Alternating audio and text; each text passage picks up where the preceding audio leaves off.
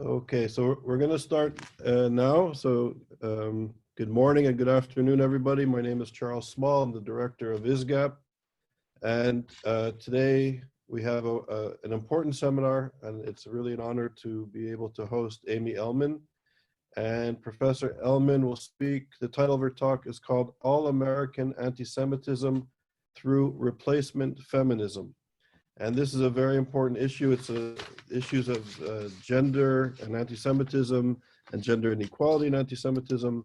These are issues that are often, I think, marginalized in the study of anti-Semitism. And as you'll see this afternoon, it's a very important and integral part to understanding contemporary anti-Semitism, to understand the role of gender, intersectionality, the feminist movement, and how it relates to postmodernity and identity and Jewish identity and contemporary anti-Semitism. So this is a very important and I think understudied or underrepresented area in the study of contemporary anti-Semitism. So it's especially important to have Amy Elman with us today. Amy is a professor of political science and the William Weber Chair of Social Sciences at Kalamazoo College in Michigan. She graduated from Brandeis University with a BA, and then she went on to do a master's and PhD in comparative politics at New York University. She's received through her career many fellowships and scholarships, including two Fulbright grants and a fellowship from the National Endowment of the Humanities. And she also was a scholar at the Vidal Sassoon International Center for the Study of Anti-Semitism at Hebrew University, which was under the directorship of Robert Wistrich. She's worked on behalf of women's rights and combating anti-Semitism in the United States and Europe for over 3 decades. She's lectured internationally and published widely on issues of the states and the European Union on issues of anti-Semitism, gender and citizenship, issues of migration and violence against women, sex discrimination, and anti-Semitism. She's published 4 books. Her most recent book is entitled The European Union, Anti-Semitism and the Politics of Denial, which was published by Nebraska Press. So it's really a pleasure to welcome Amy, and Amy has participated in our Summer Institute. She was a scholar in residence, and she came back to lecture last year in Oxford, which was wonderful to have her. And she also played an instrumental role in facilitating the publication of a book called Poisoning the Wells, which ISGAP will be publishing. It'll be out in the next couple of months. And that's being edited by Corinne Blackmer and Andrew Pessin, and that will be out in a couple of months. They're the 2 editors, and we'll be promoting the book once it's launched in 2 months. And that's really, Amy played a crucial role in kind of putting everybody together for this project. So Amy, welcome to ISGAP, virtual ISGAP, and we're happy to have you today. And again, the title is All-American Anti-Semitism Through Replacement Feminism. Amy. Thank you, Charles, and thank you, ISGAP, for all of the work that you do in countering anti-Semitism. Thanks as well for everybody who could be with us today and join this session. I'm going to switch over to sharing my screen so that you can follow my PowerPoint presentation. How's that? Is that working? I hope so. Looks like it is, yeah. Okay, terrific.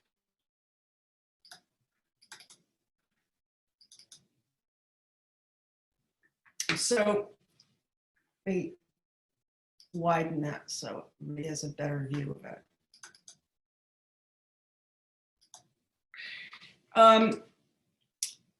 So let me begin this session by acknowledging that well before corporations increased their liquor sales by supporting incorporated marches, so-called women's marches, that promoted full-page ads in the New York Times of veiled women who also appeared on shrink-wrapped buses. Feminists challenged male dominance violence against women, and genital mutilation. And they did so in ways that their ambitions were global because they recognized at the time that feminist rights for women, women's rights were indeed universal. And then whether under the cover of being culturally sensitive, anti-imperialistic, or sex positive, self-proclaimed critics of self-proclaimed progressives silenced feminist critics of feminism and those analyses of sexualized violence. Over time, feminists were slowly replaced by so-called revolutionaries like those pictured here at the 2020 Women's March. Under the auspices of women's rights, what you see is the world's first woman hijacker from the terrorist group, the Popular Front for the Liberation of Palestine, featuring Layla Khalid, who's here with an AK-47, being glorified. And the question that I'd like to confront is, how did feminism's replacement by these terrorists and totalitarian apologists come about, and what really are the consequences relating to anti-Semitism's resurgence and Charles Small's recognition of the growing convergence between far left and Islamist forces. By 1990, Islamists began to fill the ideological void that the Soviet Union, the Soviet Empire, had previously occupied in demanding women's subordination to the so-called greater cause. That year, the Organization of Islamic Cooperation, the OIC, disparaged feminist mobilizations for universal rights as racist and as culturally insensitive. And they then claimed the mantle of feminism for themselves by adopting the Cairo Declaration of Human Rights. The OIC is important because it is the world's second largest intergovernmental organization after the United Nations, and its 50+ majority, Muslim majority member states hold significant sway within the UN. Their declaration, their Cairo Declaration on Human Rights, insists on an Islamic perspective that prove consistent with Sharia law. And these include the right of husbands to so-called discipline their wives, divorce them at will, and even deny them the ability to leave their homes. Cairo, by the way, was not the only OIC effort to inform human rights discourse. As early as 1975, the OIC partnered with the PLO and the Soviet Union to have the International Women's Conference that year explicitly condemn Zionism as racist.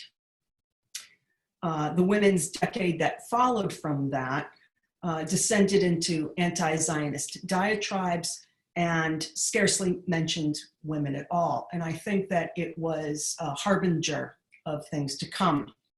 A similar hijacking took place at the 2001 World Conference Against Racism, just days before 9/11. And by 2016, one of the things that we see is that the United Nations Commission on the Status of Women condemned only one country in the world for violating human rights. And you can imagine that it was indeed Israel. The 2017 Women's March really played its own part in projecting this new face of American feminism onto the world stage through live coverage of a very carefully controlled DC podium where only those in agreement with the co-organizers or those able to confer legitimacy to them were granted any access.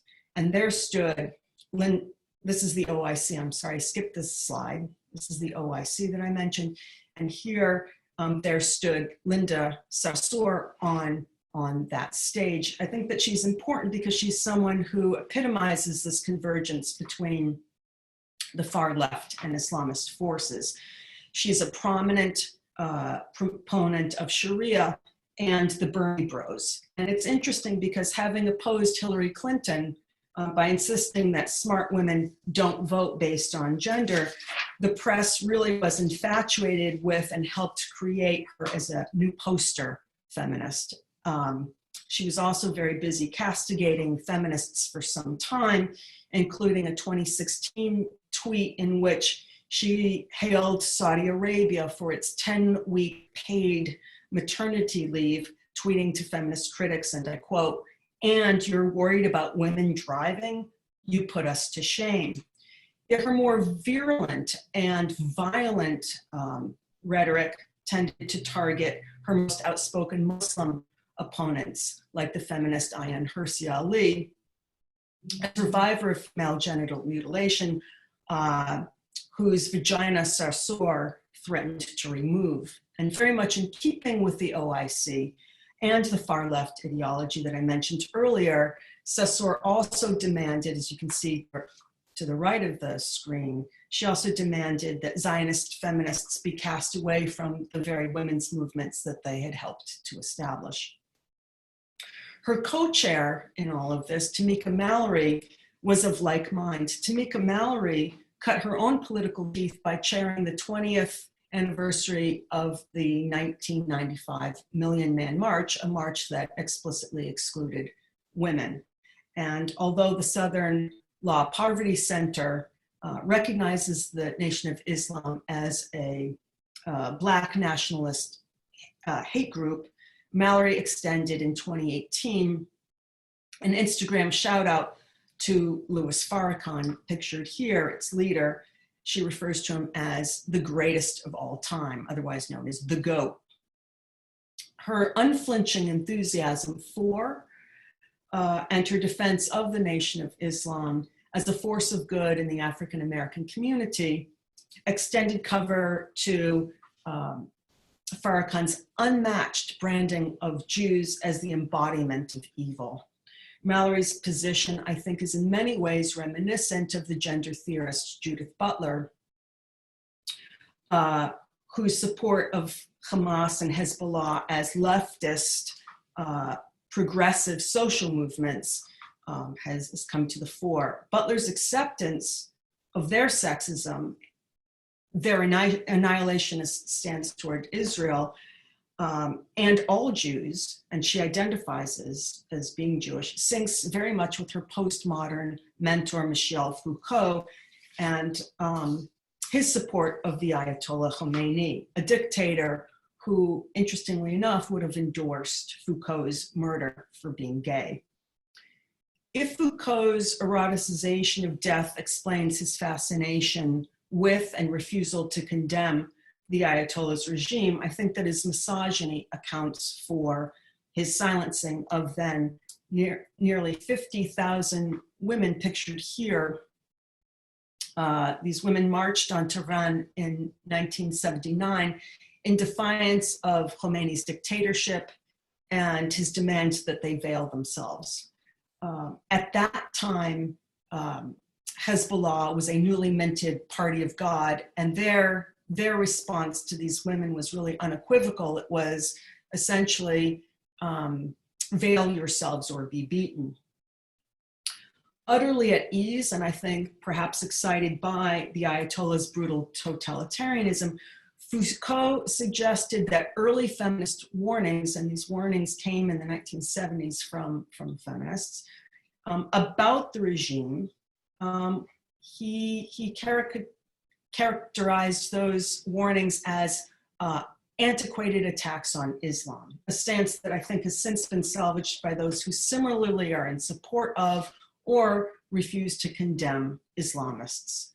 So portraying Hamas and Hezbollah as progressive social movements, embracing the Nation of Islam as a force of good, and insisting that nothing is creepier than Zionism under the cover of being feminist, certainly holds appeal, not least an appeal that extends as far right as David Duke, commending Linda Sarsour's anti-Zionist tweets. countering these reactionaries, I think, requires exposing their sexual politics and their Orwellianism as dystopic.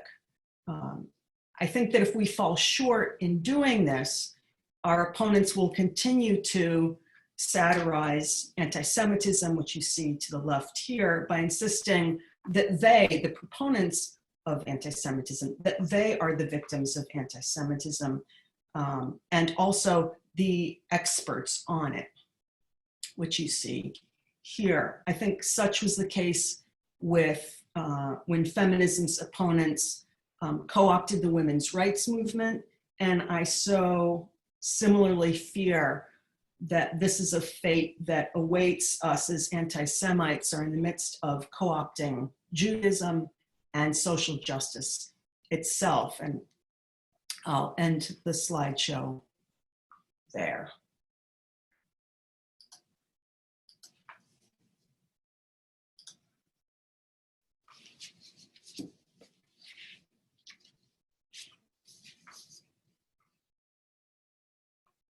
I can't hear you. So Amy, you're done presenting? Thank you. Okay. It was yeah, powerful presentation. Thank you. So we're going to have a Q&A, and everybody listening, you're very welcome to send in some questions to me, and I'll convey as many as I can to Amy. So please feel free to send questions. Amy, your presentation is very important and powerful. At one, you know, your lecture was very clear, and at one level, I find it sort of is almost dumbfounding how people who claim to be progressive and critical scholars who want to strengthen notions, sort of social democratic notions of citizenship and inclusion and the rights of the other, how is it possible that such kind of leading intellectuals like Judith Butler and Foucault and Edward Said, which you didn't mention, I think plays a big role in this, in sort of creating this terrain for notions of intersectionality and the demonization of not just Zionism and Jewish peoplehood, but I think Jewish women. I've told you this before. My mother was active in 1975 as a feminist. It was the year of the women, UN Year of the Women, 1975, the year of Why Not. And I know Jewish women in Canada and the United States were also very much marginalized because of the women's movement's adoption of Zionism as racism and being sort of brought up, you know, caught up in all of that, sort of that moment. So as Raymond Aron says, I think every generation is kind of mugged, and I think our generation was mugged as well. How is it possible, though, with these profound contradictions in political Islam, vis-a-vis social democracy, the rights of citizenship, the rights of women, the rights of gendered groups in society, how is it possible that progressive intellectuals are still, I would say, in bed with political Islamist ideology and politics? And we can look to Bernie Sanders working with Linda Sarsour, and Corbyn sort of working with leading progressive secular intellectuals in the West. How is this contradiction not only maintained, but it seems that this sort of red-green alliance still is flourishing? Why is that happening? Well, I think we need to go deeper, and I want to question the question. I'm not so sure that there's much of a contradiction there for people who claim to be progressive. In other words, I'm not so sure that they're as progressive as they state that they are. Whether or not we're talking about the Soviet Union as a proponent of people's human rights and going out of their way to deny them, or Bernie Bros, why is it that we would assume that they are progressive and embrace women? I think that what we're seeing is the manufacture of a profound opposition to universal human rights extended to women under the cover of being progressive. And I think that if we look seriously at the history of these movements, we'll see that many of them contain very reactionary elements that have long been anti-woman and anti-Semitic. So I'm not going to even cede to them the notion that this is somehow contradictory. I think that they've had this problem for a very long time. And I think that it's just becoming more pronounced for some of us to kind of catch on. Okay, thanks. So I'm going to piggyback on Corinne Blackbear asks the question. She said, first of all, she thanks you for a great presentation. And she says, what can we best do to combat these dire trends? And I think going back to your response to my question or questioning my question,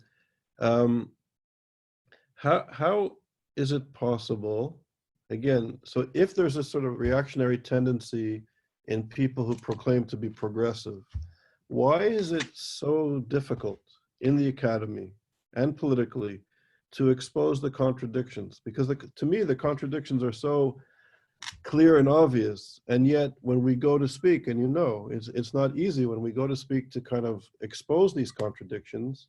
You and our colleagues and myself are often kind of marginalized and not even invited rather to certain academic and forums. So why is there this resistance intellectually and even politically to exposing and exploring these contradictions?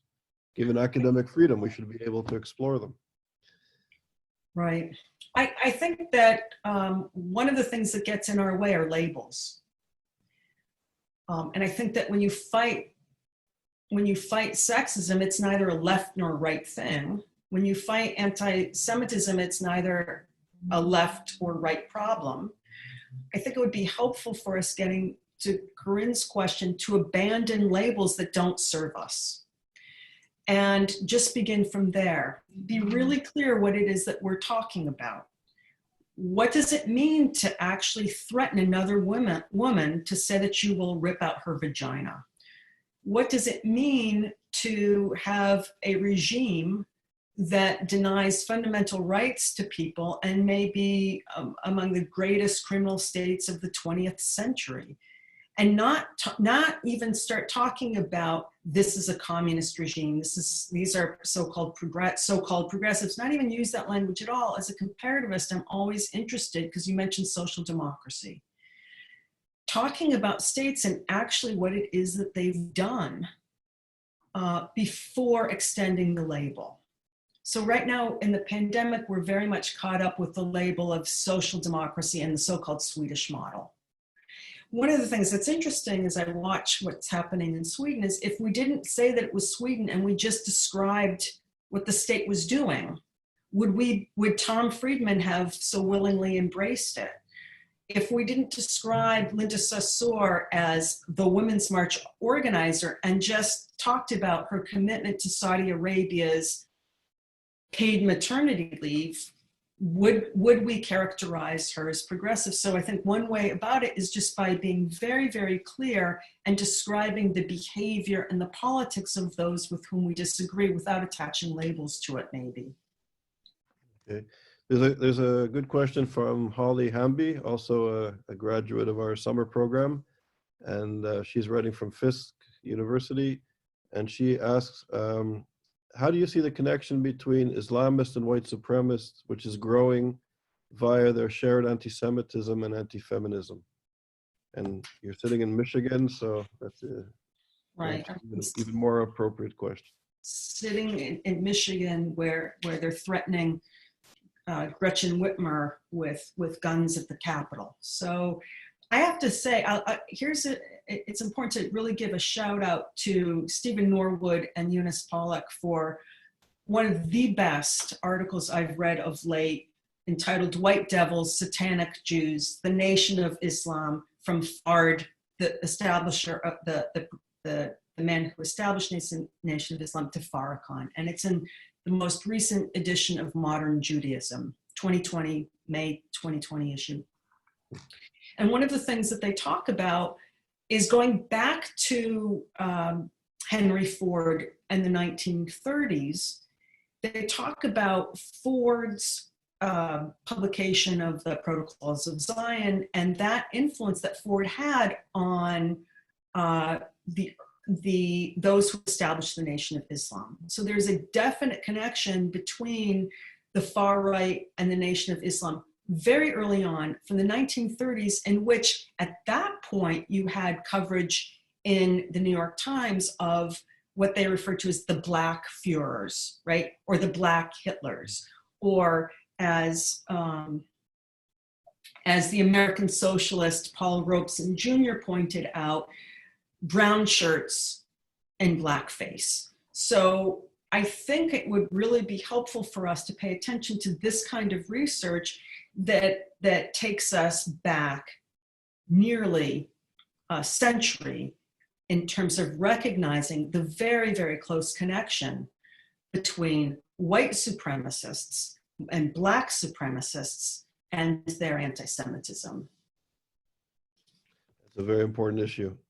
There's another question from Bobby Meth, and he would like you to explore, to discuss the infamous Dyke March and the women who famously editorialized it in the New York Times and also about issues of pinkwashing. So here's a plug for the Academic Engagement Network. They've published my work on BDS and the queer appropriation of pinkwashing. So they have a pamphlet series, and I, for further information, I suggest that folks who are watching go there. They've done an awful lot of damage, and one of the things that I found really frustrating was that in Semitism by Jonathan Weissman, he talks about, that is his only reference to so-called progressive anti-Semitism was that Dyke March. And he asked us to just get over it and to focus on everything that folks have in common. The reason that I think people want to overlook the Dyke March as a manifestation of what I'm talking about is because it really underscores the absolute woman-hating plank of BDS as it seeks to legitimize itself to the queer community as being so progressive. I have to say that whether or not we're talking about the World Conference Against Anti-Racism at Durban in 2001 or the Dyke March, one of the things that we see is BDS and anti-Semites promoting themselves as being progressive by using the so-called queer community, by using well-intentioned activists against racism. And that march and dismissing it was really shameful and just one of so many instances of anti-Semitism. So Amy, do you think that it's just anti-Semitism, or is it a combination of anti-Semitism and ignorance? Because if people are progressive and they're fighting global racism as they did in the Durban conference in 2001, or they're aligning themselves an anti-apartheid movement in South Africa and the anti-apartheid movement in Israel, Palestine, don't they see that the treatment of women and gay people and other gendered groups in Iran, in the Middle East, in the Palestinian Authority, in Gaza, is problematic, to say the least? Why is there this acceptance of this profound contradictions? These are diametrically opposed ideologies at one level. Why is this continuing? I think it's continuing because they've been successful in excluding women from their conceptions of what it means to be human. And I think that they've been similarly successful at excluding anti-Semitism from their conceptions of what racism is. Mm. And so this is our big problem. So again, I'd say, let's relinquish these sometimes relinquish these titled positions and just talk about what's at stake. Okay, and then there's another question from one of the attendees, an anonymous attendee, and they ask, what can be done about scholarship in Middle East studies departments and in other related subjects that teach their students that Israel is a racist colonial power and an oppressor and doesn't really critically explore other societies? So is our education system reinforcing this kind of profound contradiction? Short answer is definitely our educational system is reinforcing this problem, which is why ISGAP, I think, is so fundamentally important, right? To educate educators on how to do this kind of work effectively on campus. I don't think it's coincidental that interdisciplinary, and I come from interdisciplinary scholarship. My work is very much connected to it. But I think that interdisciplinary programs have been the soft belly of academic efforts against Jews in general and Israel in particular. And I think there's some interesting reasons for that. I think one way of opposing that is by having all of our organizations work very, very carefully together. And I'm sure that you, Charles, have lots of experience. I know that you've been doing this for quite a while in thinking about how to bring us together to effectively do this. They've co-opted Middle Eastern studies in much the same way that they have the women's movement, gay lesbian movement, and efforts against racism. So too within those vectors within academic institutions. It's an important point. So there's a question and a comment from Jessica Imami, and she asks, what could be done to reclaim Judaism from these sort of the feminists who are antagonistic to Judaism? How can we start to challenge the Foucaultian constructions, the constructivist views of being incomplete versions of the truth? So is there, do feminists need to have a deeper understanding of Judaism and Jewish values? Again, I would put postmodernists on the defense for questioning. I mean, I think it's ironic that questioning whether women exist leads us to question whether the Holocaust exists, leads us to all sorts of interesting questions that deny our ability. So it's been a very fruitful way of undermining Judaism and feminism.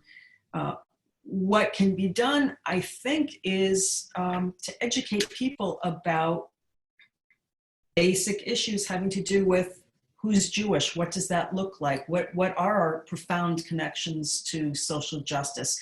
And historically, current efforts are very much consistent with century-long struggles to deny us who we are as a people. So I think that's one way of going about answering and addressing the issue. That's a good point. So now focusing on the American context, there's a question from Michael Goldstein, and he states that the real alliance is not between the Islamists and the white supremacists, it's between the Islamists and the far left, the jihadists, as well as Black nationalists in the United States, the extreme left, the socialists and the communists, and now increasingly the progressive wing of the Democratic Party. The American left is the group which is supporting the Islamists in rejecting Jewish men and women from the social justice community. Do you feel that that this process is leaving American Jews on the left with no ideological home? I think that the question well summarizes the conditions that we face. I think that in the last century, European Jews found themselves stateless within the very regimes that had just granted them citizenship. And I think that in this one, as he notes, a rising number of American Jews find themselves politically homeless despite our substantial contributions to established political parties, civic organizations, social movements, and the academic world. I couldn't agree more with what was just stated. Do you see the United States as maybe lagging behind the United Kingdom and Western Europe? That what happened with Corbyn in the Jewish community was staunchly labor, kind of on the left for generations. And in the last few years, especially with Corbyn coming to lead the Labour Party, the Jewish community really was kicked out and/or left the party and really united in a very strong way, which was uncharacteristic of the Jewish community in the United Kingdom. They were united and very vocal in their opposition to rising anti-Semitism.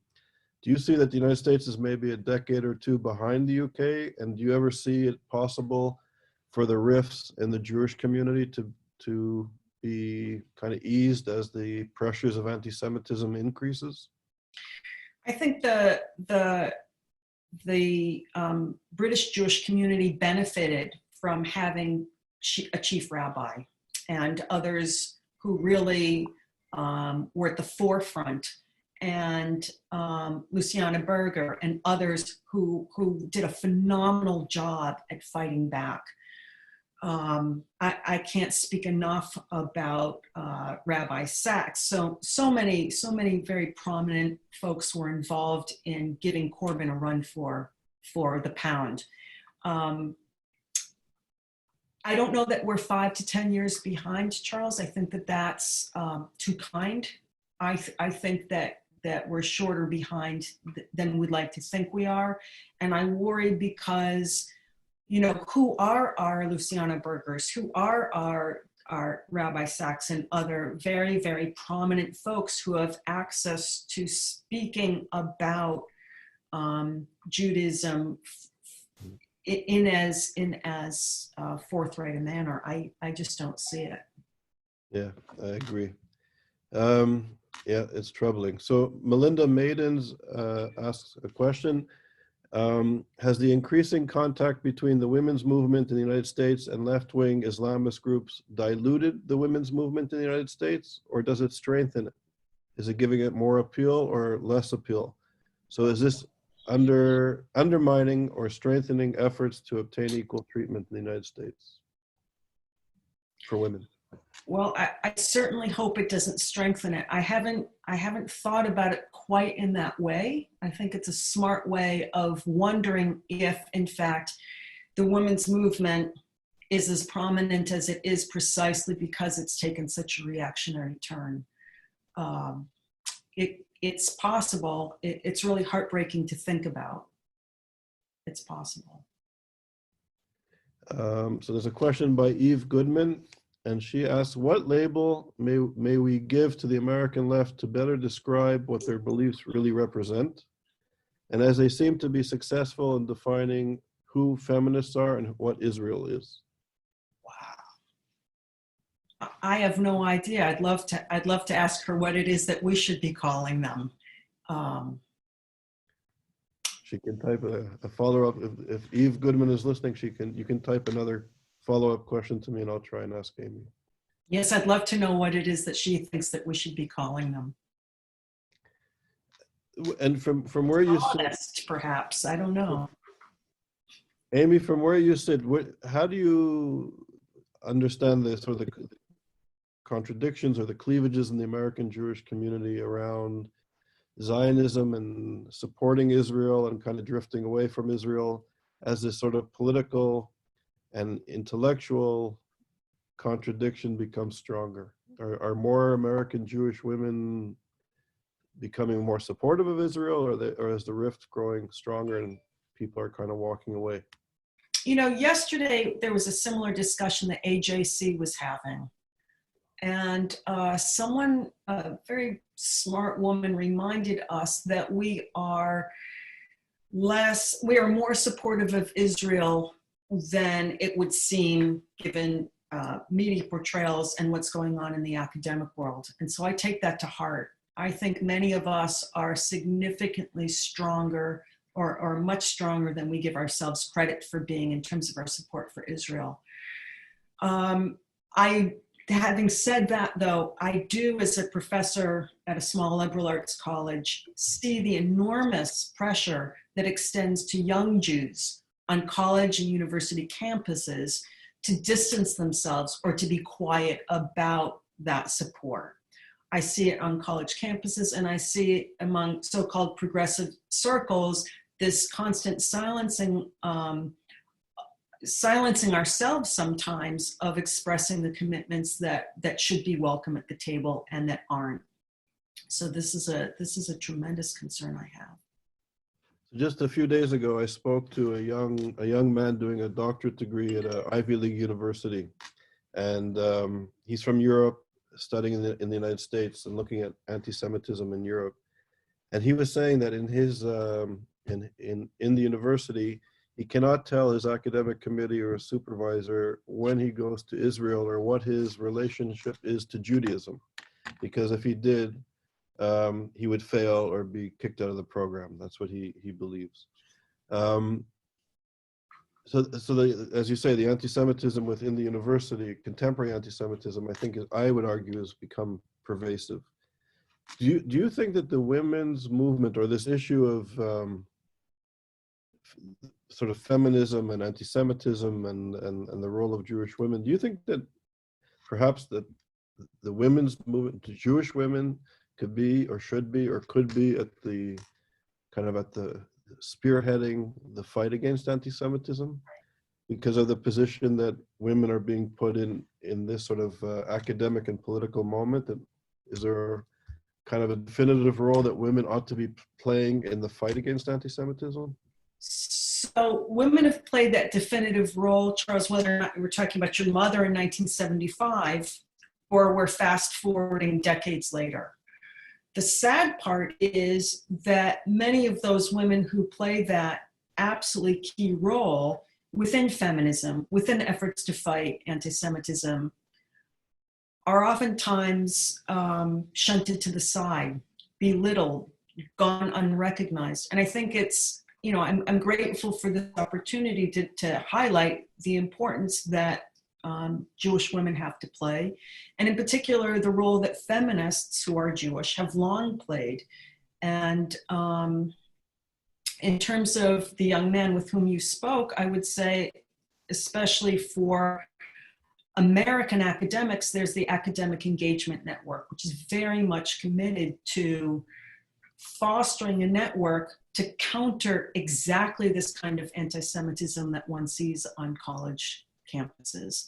And then again, a shout out to your program for bringing intellectuals from all over the world to think seriously about how it is that we mobilize. And mobilize, because ISGAP does this, as intellectuals. Right, so thanks for the shout out. But I'm going to kind of go back to my original question. I think, in a sense, the role of women and the role of gender issues as it relates to anti-Semitism has been pushed to the side. I don't think it's taken as a serious issue by all of these organizations dealing with anti-Semitism. And I would even say ISGAP ought to be doing more. And I think if you look at the role of Jewish intellectuals and leaders in the Jewish communal organizations, the role of women is still kind of underrepresented. So do you think that more should be done, just not only for gender equality, but given the importance of this role, of this issue rather, in the subject matter, can this issue be a way to kind of combat anti-Semitism with more impact if we give it more attention and empower women to do so? Absolutely, absolutely. And I think it's also interesting that the issues that Jewish women are confronting are very, very similar to the issues that African American women are encountering. I mean, what most people may not realize is that Kimberly Crenshaw, a woman who is credited with the understanding of intersectionality, was herself excluded from the Women's March in 2017 by women who insist that they're feminists. Now, what was done was they excluded the mothers of the bereaving mothers of African American women who had been murdered by police. And the only ones that were allowed on the podium in DC, as Crenshaw notes herself in her 2019 op-ed, the only women who were allowed were mothers of sons. So this is again a way of thinking in a very, very pragmatic way, and I think a politically ethical way about how to move ahead is by making these connections of how historically oppressed women, and then this gets back to the issue that was raised by one of the people who had the question about the Dyke March. about historically oppressed women not having access to the very progressive platforms that claim to represent them, right? So you had the Bernie Bros, right? You had the Women's March excluding. You have the men who dominate the queer movement excluding considerations of women in general and lesbians in particular. This is a pervasive problem, and I think one way of addressing it is by seeing the connections between sexism, racism, and anti-Semitism. That's a good point. Interesting. So Eve Goodman responded to the question, and she writes, "I wish I had a better answer. I think we need to find alliances in mainstream media to help us define what they are. And as for what the American and regarding the American left, perhaps hypocritical, anti-Semitic, misogynists, but they may be too strong for the mainstream." And actually, Tricia Roth, apropos to Eve Goodman's comments, states, "The anti-Semitic intolerant left is known by many, particularly those who've departed from the left, as the regressive left." And this was a phrase coined by Majid Nawaz from the Quilliam Foundation. So any comments, Amy? No, not No. yet. Okay. Okay, Barbara Pankin asks, what is or could or should be done by the state of Israel in combating anti-Semitism in the feminist movement? You know, I think that Israel has a lot to do. One of the things that Israel has to do is to defend itself from states that are determined to annihilate it. So I think that this is sound harsh, but expecting Israel to kind of step up and be at the forefront of efforts to combat anti-Semitism within the feminist movement is a bit much. It doesn't mean that there aren't wonderful Israeli feminists who are engaged specifically in that, but in terms of priority issues right now, I think that Israel has its plate full. But I would say, to challenge you a bit, Israel portrays itself as a gay-friendly society, and it promotes that as part of its openness and democratic principles, where everybody ought to be equal under one legal system. Do you think that that in Israeli public relations and policy, domestic policy, that by promoting women's rights, particularly in a region where women are not enjoying equality, that this could help portray Israel as a more liberal democratic society? I think Israel is damned if it does, and damned if it does do that, and damned if it doesn't, right? So in promoting its policies that are favorably disposed to the gay and lesbian community, it's accused of pinkwashing. That is to say, it was accused of attempting to conceal its ostensible violations against gay men and lesbians in advancing its progressive policies. I think that if Israel promotes itself as the relatively more feminist state that it is, particularly in that region, it will be similarly accused of covering up, concealing its human rights, its ostensible human rights violations against Palestinians. And so I think that that's just something that we have to recognize that happens. It's quite Orwellian, and I don't know a way out except to expose the ways in which it's damned if it does and it's damned if it doesn't. So Andrea Spindel is asking you, do you think that we could create an alternative women's movement to counter the current movement, which seems to be hijacked? Otherwise, where will the voices of all women be heard? It's a real tough one. I'm reminded of the feminist Andrea Dworkin, who said in the 1980s, if this is what feminism is, because she was rather prescient, if this is what feminism is, it deserves to die. I don't know that I'd go there. I really resent, in the words of somebody who spoke earlier, that I resent the regressive left claiming to know what feminism is. And yet it's also important to know that sometimes that this is exactly what feminism has become. And so for some of us, it'll mean pulling out, right? Just as plenty of folks left the left. And for some of us, it'll mean having to rethink our positions on what feminism is. And I say that in a, I don't know, I'm really conflicted about that.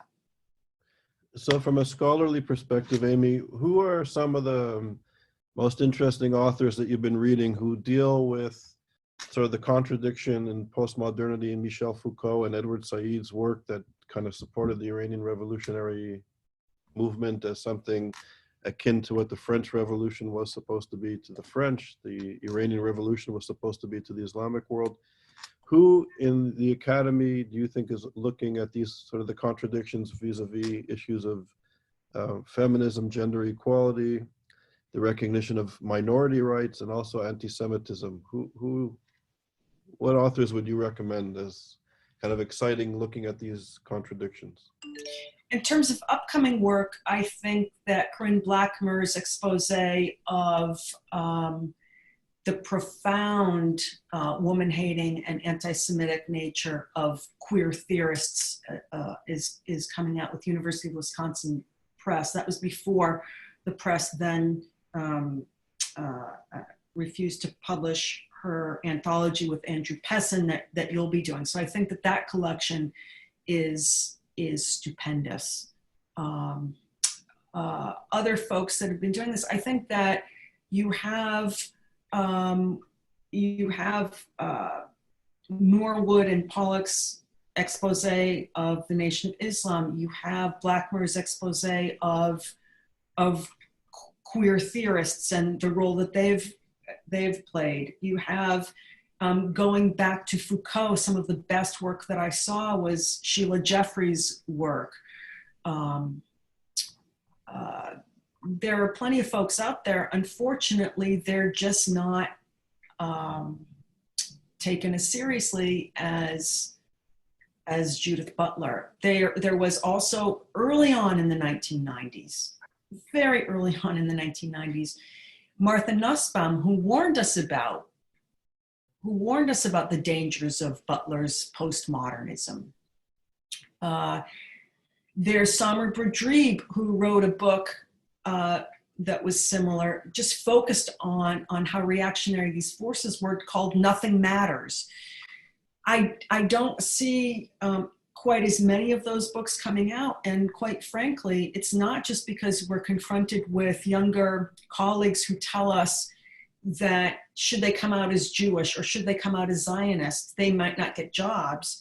You see academic presses not covering the issues that you suggested they cover. I think that ISGAP provides a foundation for the dissemination of that kind of work too, but it's rare. I think that one of the best volumes that I've seen on Israel and the kind of anti-Zionist backlash was by Miriam Elman, no relation, Miriam Elman and her colleagues in Israeli studies. And I'm sorry, I forget the title right now. I'm not good at memorizing titles. Okay, that's a good overview. So we just have a couple of minutes left, and we try to end the session on the top of the hour. Are there any other final comments that you would like to make?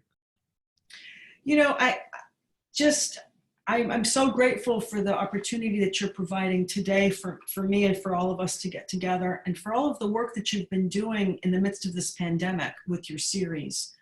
I find them unmatched. I'm not talking about mine now.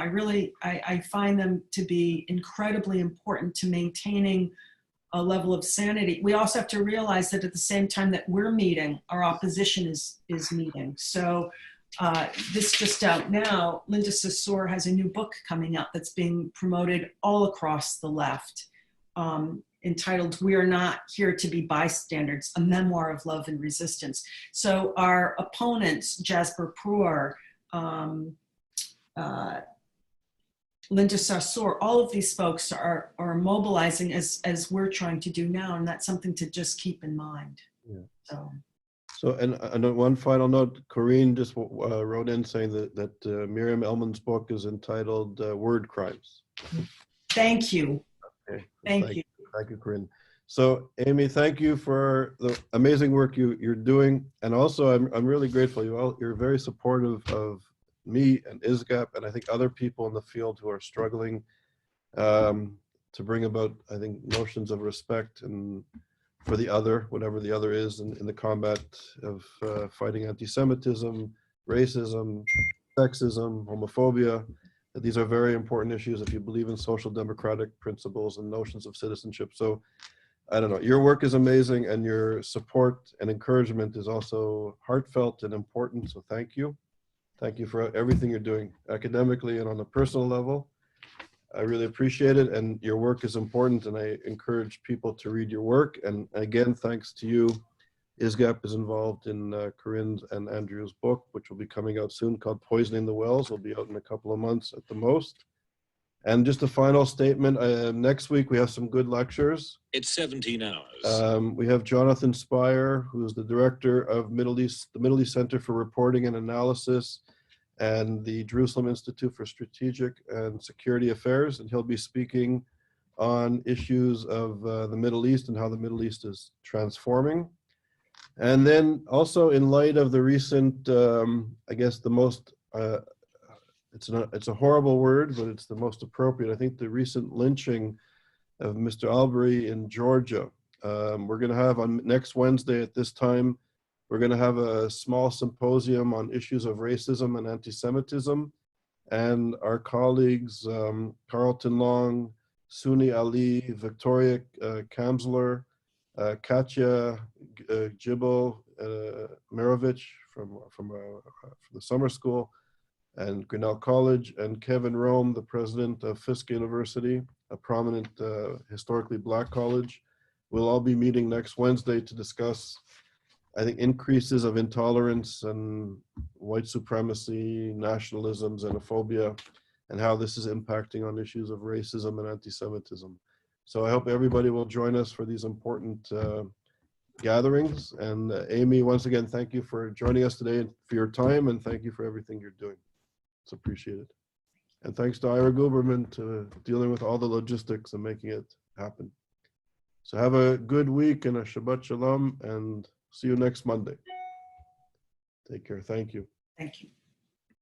Thank you.